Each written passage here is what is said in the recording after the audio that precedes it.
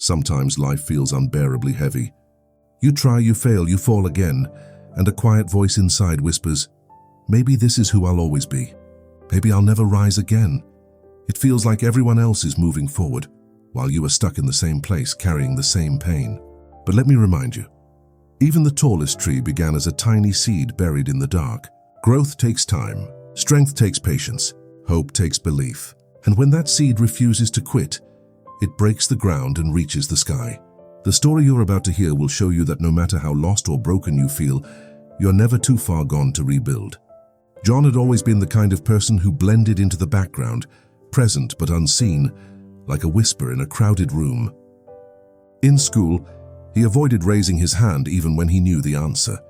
At work, he stayed silent while others spoke, even when his ideas could make a difference. In life, he carried an invisible weight, a quiet voice that kept telling him, "You're not good enough. Others are smarter. Others are better." On the surface, everything looked fine. He did his job, met deadlines, smiled when people talked to him. But inside, he felt small. He envied those who spoke with confidence, who walked like they belonged wherever they went. He wondered what they had that he didn't. The truth was, John had dreams and big ones. He wanted to create something meaningful, to share his thoughts with the world. But every time he tried, fear held him still. "You'll fail. People will laugh. You're not ready." So he stayed quiet. He built comfort out of hesitation, safety out of silence. But comfort comes with a price. Every unspoken word, every missed chance, every dream that fades quietly in the background. Then one day, during a meeting at work, John had an idea that could solve a major problem. His heart raced, his palms grew damp, and his throat tightened. He wanted to speak, to finally be heard, but fear froze him in place. Seconds later, someone else raised their hand and shared the same thought. They received the credit, the praise, the recognition. John sat still, regret burning in his chest. That night he couldn't sleep. His mind kept repeating the same question. Why didn't I say something? Why do I always hold back? It wasn't just disappointment, it was realization. He wasn't losing opportunities because others were better. He was losing them because he never tried. A week later, while scrolling online, he stumbled upon a talk where the speaker said, "Confidence is not about being the best. It's about believing you belong." Those words hit him like lightning. He paused, replayed the line, and let it sink in. Confidence wasn't something others were born with.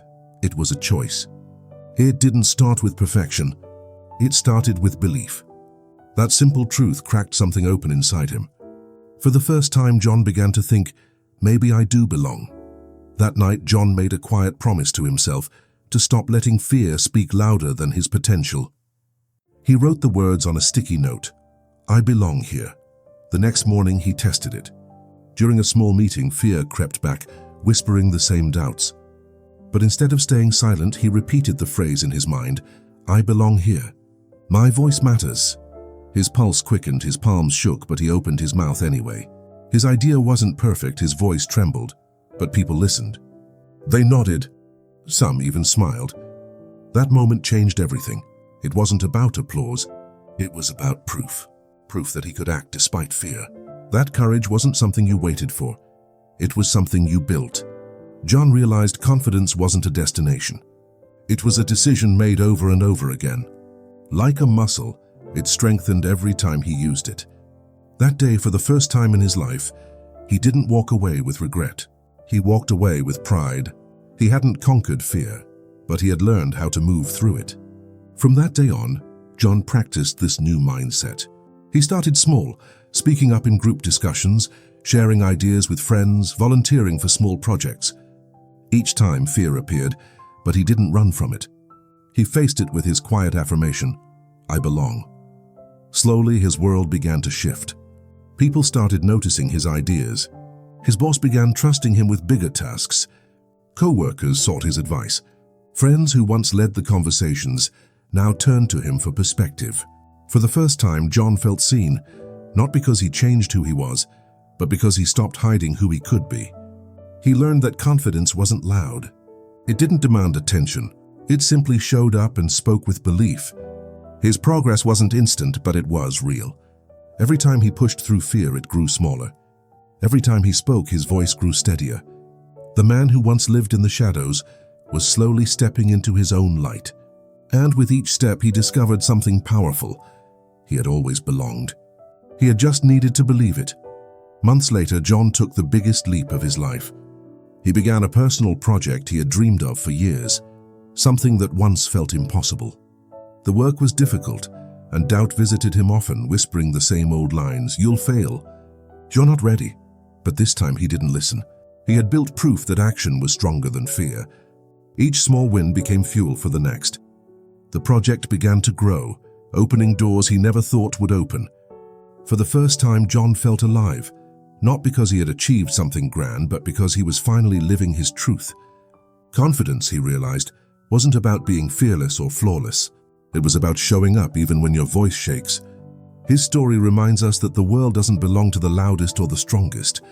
It belongs to those who dare to believe they belong. You don't wait for confidence to find you. You create it through action. You earn it every time you face fear and move anyway. And when you do, you stop living quietly in the background and start living as who you were meant to be. So let me ask you, are you letting self-doubt keep you small, or are you ready to make the shift that John made? Remember this, confidence doesn't mean you'll never be scared. It means you won't let fear silence you anymore. You don't need to be perfect.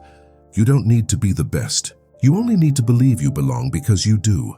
Start speaking up, start stepping forward, and start living the life you've been holding back from. If John could do it, so can you. If this story gave you hope, like and share it and subscribe for more.